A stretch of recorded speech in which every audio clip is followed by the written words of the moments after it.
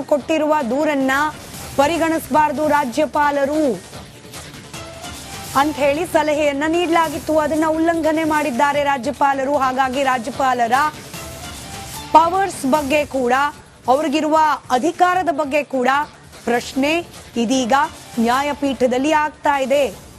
ಸರ್ಕಾರದ ಪರ ವಾದ ಮಂಡಿಸ್ತಾ ಇರುವ ಕಪಿಲ್ ಸಿಬಲ್ ಅವರು ಸಿಎಂ ಪದಚ್ಯುತಿಯ ಅಧಿಕಾರ ಇರೋದು ಸ್ಪೀಕರ್ಗೆ ಮಾತ್ರ, ರಾಜ್ಯಪಾಲರಿಗಲ್ಲ.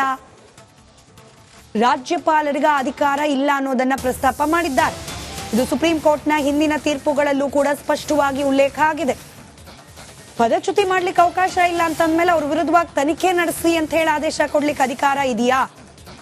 He is connecting the two different entities. ಒಂದು ಕಡೆ ಪದಚ್ಯುತಿ, ಮತ್ತೊಂದು ಕಡೆಯಲ್ಲಿ ಮುಖ್ಯಮಂತ್ರಿಗಳ ವಿರುದ್ಧವಾಗಿ ತನಿಖೆಯನ್ನ ನಡೆಸಲಿಕ್ಕೆ ಅನುಮತಿಯನ್ನ ಕೊಡುವ ಪವರ್ಸ್. ಇದೆರಡನ್ನ ಕೂಡ ಕನೆಕ್ಟ್ ಮಾಡಿ ವಾದ ಮಂಡಿಸ್ತಾ ಇದ್ದಾರೆ ಕಪಿಲ್ ಸಿಬಲ್. ಪದಚ್ಯುತಿ ಮಾಡಲಿಕ್ಕೆ ಸ್ಪೀಕರ್ಗೆ ಮಾತ್ರ ಅವಕಾಶ ಇರುವಾಗ ತನಿಖೆಯನ್ನ ನಡೆಸಿ ಅಂತ ಹೇಳಿ ಕೊಡ್ಲಿಕ್ಕೂ ಆದೇಶವನ್ನ ರಾಜ್ಯಪಾಲರಿಗೆ ಅಧಿಕಾರ ಇರೋದಿಲ್ಲ. ಈಗ ಸಿಎಂ ಪರ ಅಭಿಷೇಕ್ ಮನು ಸಿಂಘ್ವಿ ವಾದ ಮಂಡನೆಯನ್ನ ಮುಂದುವರೆಸಿದ್ದಾರೆ. ರಾಜ್ಯಪಾಲರು ಪ್ರಕರಣ ರಾಷ್ಟ್ರಪತಿಗೆ ಕಳಿಸಬಹುದಾಗಿತ್ತು, ಅವರೇನೇ ನಿರ್ಧಾರವನ್ನ ಕೈಗೊಂಡಿದ್ದು ಸರಿಯಲ್ಲ. ಸಾಂವಿಧಾನಿಕವಾಗಿ ರಾಜ್ಯಪಾಲರಿಗೆ ಈ ಅಧಿಕಾರ ಇರೋದಿಲ್ಲ. ತಮ್ಮ ಮುಂದೆ ಬಂದ ಇಂಥ ಸಾಂವಿಧಾನಿಕ ಪ್ರಶ್ನೆಗಳ ಬಗ್ಗೆ ನಿರ್ಣಯ ಕೈಗೊಳ್ಳೋಕ್ ಮುಂಚೆ ರಾಷ್ಟ್ರಪತಿಗಳ ಸಲಹೆಯನ್ನ ಪಡೆದುಕೊಳ್ಳಿಕ್ಕೆ ಅವಕಾಶ ಇತ್ತು.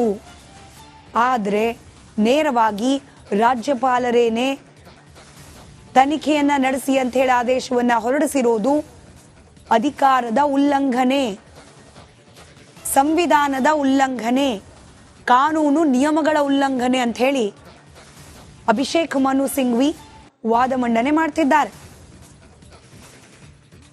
ಬಹುತೇಕ ಈ ಎಲ್ಲ ಆಯಾಮದ ವಾದ ಮಂಡನೆ ಹೈಕೋರ್ಟ್ನಲ್ಲಿ ಹಿಂದೆ ಅರ್ಜಿ ವಿಚಾರಣೆ ನಡೆಯೋ ಸಂದರ್ಭದಲ್ಲೇನೆ ಆಗಿ ಹೋಗಿದೆ.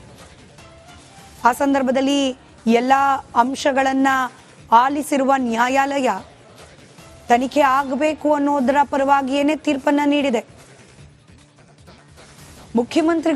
ಮುಖ್ಯಮಂತ್ರಿಗಳು ಅಲ್ಲದ ಸಾಮಾನ್ಯ ವ್ಯಕ್ತಿಯ ಜೊತೆಯಲ್ಲಿ ಇಷ್ಟೆಲ್ಲ ಆಗ್ಲಿಕ್ಕೆ ಸಾಧ್ಯ ಇತ್ತ?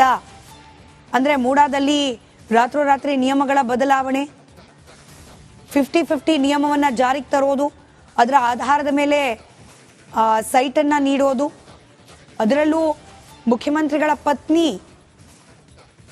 ಪತ್ರ ಸಲ್ಲಿಕೆ ಮಾಡಿದ ನಂತರದಲ್ಲಿ ಆದ ಕೆಲವೊಂದಷ್ಟು ಬದಲಾವಣೆಗಳು, ಹಾಗೆ ವಿಜಯನಗರ ಬಡಾವಣೆಯಲ್ಲಿ ಸೈಟ್ ನೀಡಿರುವ ಬಗ್ಗೆ ನಿರ್ಧಾರ ಕೈಗೊಂಡಿರೋದು, ಇದೆಲ್ಲವೂ ಕೂಡ ಮುಖ್ಯಮಂತ್ರಿ ಅಲ್ಲದೆ ಸಾಮಾನ್ಯ ವ್ಯಕ್ತಿಯ ವಿಚಾರದಲ್ಲೂ ಕೂಡ ಆಗ್ಲಿಕ್ಕೆ ಸಾಧ್ಯತೆಗಳಿತ್ತ? ಇಲ್ಲಿ ಅಧಿಕಾರವನ್ನ ದುರ್ಬಳಕೆ ಮಾಡಿಕೊಂಡಿದ್ದಾರೆ ಅಥವಾ ಅಧಿಕಾರದ ಒತ್ತಡ ತಂದು ಕೆಲವೊಂದಷ್ಟು ಆಕ್ಟಿವಿಟಿಗಳಾಗಿದೆ ಅನ್ನೋದಕ್ಕೆ ಮೇಲ್ನೋಟಕ್ಕೆ ಅನುಮಾನಗಳಿದೆ. ಹೀಗಾಗಿ ಇದೆಲ್ಲದರ ಬಗ್ಗೆ ತನಿಖೆಯನ್ನ ನಡೆಸಿ ಅಂತ ಹೇಳಿ ಈ ಹಿಂದೆನೆ ಹೈಕೋರ್ಟ್ ಲೋಕಾಯುಕ್ತಕ್ಕೆ ಸೂಚನೆಯನ್ನ ನೀಡಿದೆ. ಆದರೆ ಇದೀಗ ಮತ್ತೊಮ್ಮೆ ಮೇಲ್ಮನವಿ ವಿಚಾರದಲ್ಲೂ ಕೂಡ ಇದೇ ಅಂಶಗಳ ಪ್ರಸ್ತಾಪ ಆಗ್ತಾ ಇದೆ. ಇದೇ ನಿಟ್ಟಿನಲ್ಲಿ ವಾದ ಮಂಡನೆ ಮುಂದುವರೆದಿದೆ. ಸರ್ಕಾರದ ಪರವಾಗಿ ಕಪಿಲ್ ಸಿಬಲ್ ಅವರು, ಮುಖ್ಯಮಂತ್ರಿಗಳ ಪರವಾಗಿ ಅಭಿಷೇಕ್ ಮನು ಸಿಂಘ್ವಿ ಅವರು ವಾದ ಮಂಡನೆ ಮಾಡ್ತಾ ಇದ್ದಾರೆ.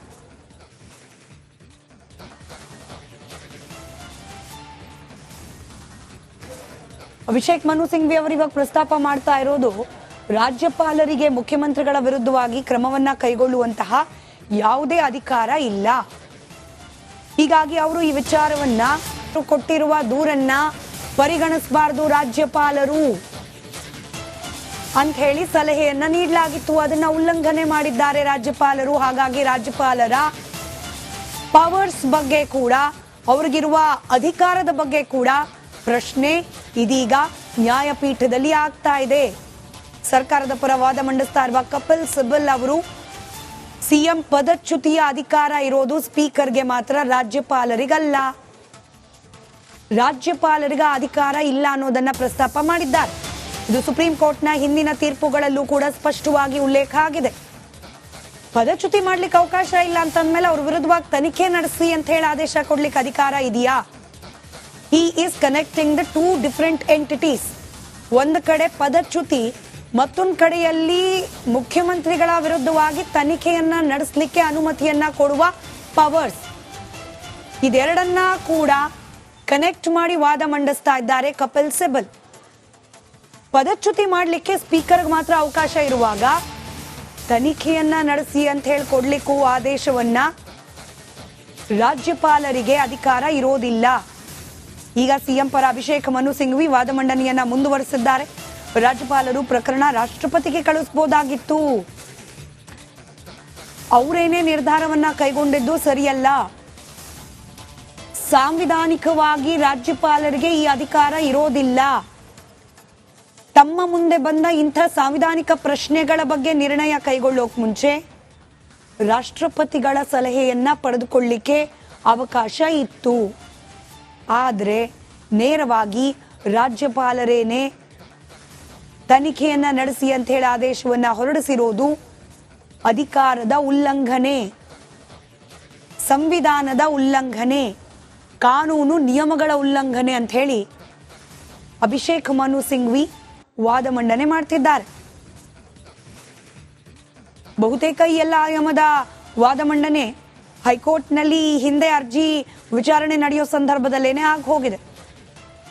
ಆ ಸಂದರ್ಭದಲ್ಲಿ ಎಲ್ಲ ಅಂಶಗಳನ್ನ ಆಲಿಸಿರುವ ನ್ಯಾಯಾಲಯ ತನಿಖೆ ಆಗಬೇಕು ಅನ್ನೋದರ ಪರವಾಗಿಯೇನೆ ತೀರ್ಪನ್ನ ನೀಡಿದೆ. ಮುಖ್ಯಮಂತ್ರಿಗಳು ಅಲ್ಲದ ಸಾಮಾನ್ಯ ವ್ಯಕ್ತಿಯ ಜೊತೆಯಲ್ಲಿ ಇಷ್ಟೆಲ್ಲ ಆಗ್ಲಿಕ್ಕೆ ಸಾಧ್ಯ ಇತ್ತಾ? ಅಂದ್ರೆ ಮೂಡಾದಲ್ಲಿ ರಾತ್ರೋರಾತ್ರಿ ನಿಯಮಗಳ ಬದಲಾವಣೆ, 50-50 ನಿಯಮವನ್ನ ಜಾರಿಗೆ ತರೋದು, ಅದರ ಆಧಾರದ ಮೇಲೆ ಸೈಟನ್ನ ನೀಡೋದು, ಅದರಲ್ಲೂ ಮುಖ್ಯಮಂತ್ರಿಗಳ ಪತ್ನಿ ಪತ್ರ ಸಲ್ಲಿಕೆ ಮಾಡಿದ ನಂತರದಲ್ಲಿ ಆದ ಕೆಲವೊಂದಷ್ಟು ಬದಲಾವಣೆಗಳು, ಹಾಗೆ ವಿಜಯನಗರ ಬಡಾವಣೆಯಲ್ಲಿ ಸೈಟ್ ನೀಡಿರುವ ಬಗ್ಗೆ ನಿರ್ಧಾರ ಕೈಗೊಂಡಿರೋದು, ಇದೆಲ್ಲವೂ ಕೂಡ ಮುಖ್ಯಮಂತ್ರಿ ಅಲ್ಲದೆ ಸಾಮಾನ್ಯ ವ್ಯಕ್ತಿಯ ವಿಚಾರದಲ್ಲೂ ಕೂಡ ಆಗ್ಲಿಕ್ಕೆ ಸಾಧ್ಯತೆಗಳಿತ್ತ? ಇಲ್ಲಿ ಅಧಿಕಾರವನ್ನ ದುರ್ಬಳಕೆ ಮಾಡಿಕೊಂಡಿದ್ದಾರೆ ಅಥವಾ ಅಧಿಕಾರದ ಒತ್ತಡ ತಂದು ಕೆಲವೊಂದಷ್ಟು ಆಕ್ಟಿವಿಟಿಗಳಾಗಿದೆ ಅನ್ನೋದಕ್ಕೆ ಮೇಲ್ನೋಟಕ್ಕೆ ಅನುಮಾನಗಳಿದೆ. ಹೀಗಾಗಿ ಇದೆಲ್ಲದರ ಬಗ್ಗೆ ತನಿಖೆಯನ್ನ ನಡೆಸಿ ಅಂತ ಹೇಳಿ ಈ ಹಿಂದೆನೆ ಹೈಕೋರ್ಟ್ ಲೋಕಾಯುಕ್ತಕ್ಕೆ ಸೂಚನೆಯನ್ನ ನೀಡಿದೆ. ಆದರೆ ಇದೀಗ ಮತ್ತೊಮ್ಮೆ ಮೇಲ್ಮನವಿ ವಿಚಾರದಲ್ಲೂ ಕೂಡ ಇದೇ ಅಂಶಗಳ ಪ್ರಸ್ತಾಪ ಆಗ್ತಾ ಇದೆ. ಇದೇ ನಿಟ್ಟಿನಲ್ಲಿ ವಾದ ಮಂಡನೆ ಮುಂದುವರೆದಿದೆ. ಸರ್ಕಾರದ ಪರವಾಗಿ ಕಪಿಲ್ ಸಿಬಲ್ ಅವರು, ಮುಖ್ಯಮಂತ್ರಿಗಳ ಪರವಾಗಿ ಅಭಿಷೇಕ್ ಮನು ಸಿಂಘ್ವಿ ಅವರು ವಾದ ಮಂಡನೆ ಮಾಡ್ತಾ ಇದ್ದಾರೆ.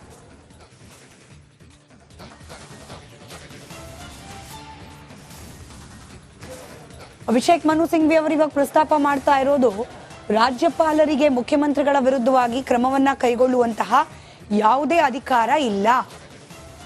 ಹೀಗಾಗಿ ಅವರು ಈ ವಿಚಾರವನ್ನ